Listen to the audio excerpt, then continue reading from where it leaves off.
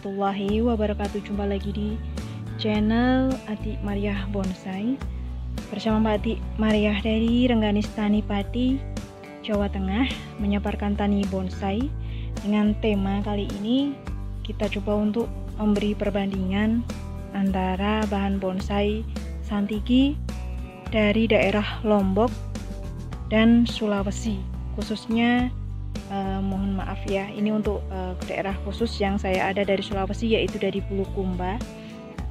Jadi sebenarnya kenapa saya membuat tema seperti ini, karena beberapa kali saya mendapatkan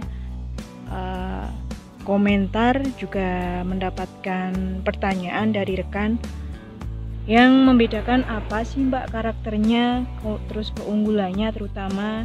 Terus saya dengar-dengar katanya Santiki dari daerah ini lebih unggul secara kualitas dan lain sebagainya. Nah, saya coba terangkan dan saya coba jelaskan kepada rekan tani bonsai. Mudah-mudahan apa yang saya sampaikan ini ada manfaat dan coba diambil baiknya saja. Jika dirasa ada kurangnya, silahkan ditulis aja di kolom komentar. Baik itu sebagai masukan untuk saya pribadi ataupun lebih akan menjadi manfaat juga untuk rekan tani lainnya. Jadi sebenarnya pada intinya ya, kalau kita sudah main di dongkelan atau berarti batang yang sudah besar ya, kita bukan lagi cari varian, bukan lagi kita mencari masalah varian daun dan lain sebagainya. Ya perlu juga dipertimbangkan, namun bukan jadi salah satu yang paling utama. Jadi kita sudah mencari ke karakter batang. Kalau saya pribadi seperti itu. Ini kalau saya ya, rekan tani bonsai. Jadi ketika kita mencari bahan dongkelan atau bahan Santiki yang ukurannya sudah besar, jadi kita carinya sudah ke bentuk gerak batangnya, terutama di situ. Untuk masalah daun itu nanti sudah nomor ke berapa gitu ya. Jadi pertama kita sudah cari gerak dasarnya dulu. Kedua, kalau saya memang mengharapkan Santiki karang, karena dari segi ketahanan sendiri, resiko di perjalanan, terutama karena Santiki untuk daerah saya sendiri saya datangkan dari tempat jauh ya. Jadi saya berharap bisa mendapatkan Santiki yang ada batu karangnya, namun tidak juga menjadi patokan, karena Santiki karang pun kadang ada yang sudah tidak ada batu karangnya, dalam artian dia sudah mungkin pecah atau gimana gitu. Jadi karakter sendiri dari Santiki karang dan Santiki pasir mungkin juga sudah banyak channel yang menjelaskan ya rekan tani bonsai. Namun di sini saya coba menjelaskan tentang Santiki karang dari NTB sama Sulawesi, khususnya Sulawesi yang saya punya adalah dari Bulukumba. Jadi saya tidak mau mengatakan mana yang lebih unggul, seperti tidak. Nanti rekan tani bonsai bisa menyimpulkan sendiri dari yang saya sampaikan. Pertama, dari batang sendiri, kalau Santiki dari NTB itu cenderung satu ya, itu dari keraknya sendiri dia itu rapat. Ini yang saya punya ya rekan tani bonsai. Jadi rapat. Terus kemudian seperti keraknya atau kulitnya sendiri itu dia terkesan pori-porinya ya, itu sangat rapat sekali, cenderung berwarna hitam. Kemudian seperti ya, itulah yang membedakan, keraknya jauh lebih rapat, kecil-kecil seperti itu, rapat sekali dia. Itu aja sih. Kalau dari segi karakter batang ya relatif juga kita dapatnya yang seperti apa ya rekan tani bonsai. Tapi selama ini yang saya lihat, memang kalau untuk di postingan ya terutama, rata-rata itu sudah cebol atau lebih karakternya pendek gitulah, tidak bisa seperti di Sulawesi ya. Mungkin kita di sana lebih leluasa mungkin, atau stoknya yang di sana masih banyak atau gimana.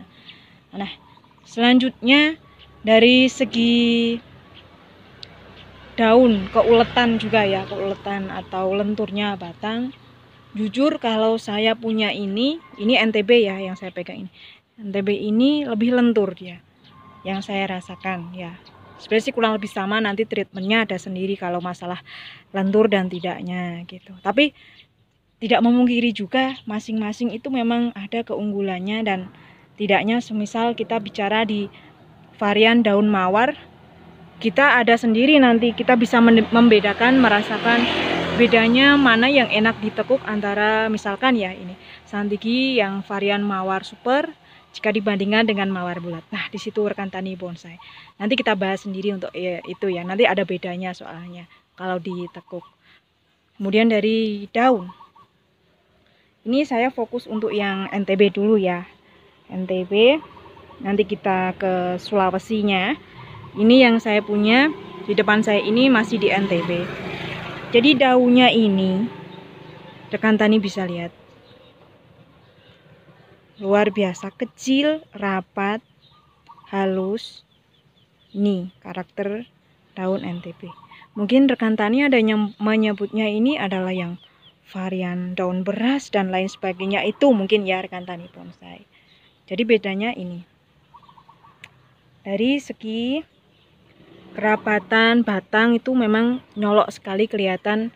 Misalkan kita ini barang dari mana gitu, kita bisa lihat dari, kalau saya lihat itu dari ini kerak dari batang sendiri, itu yang paling menonjol dari karakter bahan bonsai Santiki Lombok itu menurut saya.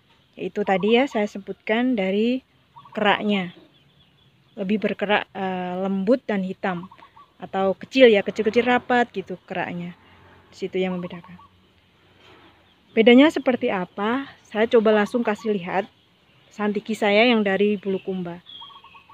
Sekali lagi ini bukan berarti saya mengunggulkan salah satu dari daerah tertentu, karena saya punya pedoman sendiri. Kalau untuk bahan dongkelan itu kita yang jadi patokan bukan lagi untuk varian ya, yang kita jadi patokan itu sudah di karakter dan bentuk batang terutama ya, gerakannya terutama, bukan lagi masalah varian. Kalau masalah varian daun, nanti kita dengan treatment pruning dan lain sebagainya, kita bisa mendapatkan ukuran yang kita harapkan, gitu aja. Kemudian ini, nah rekan tani bisa melihat perbedaannya.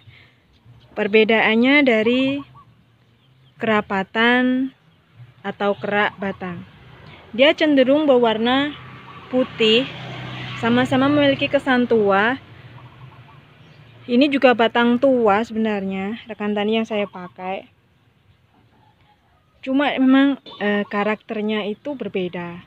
Warnanya sudah berbeda, rapatnya ini gitu. Mungkin batang tua atau gimana juga ya yang mempengaruhi. Cuma ini terhitung sudah tua. Kalau yang batang muda nanti dia lebih cenderung agak coklat.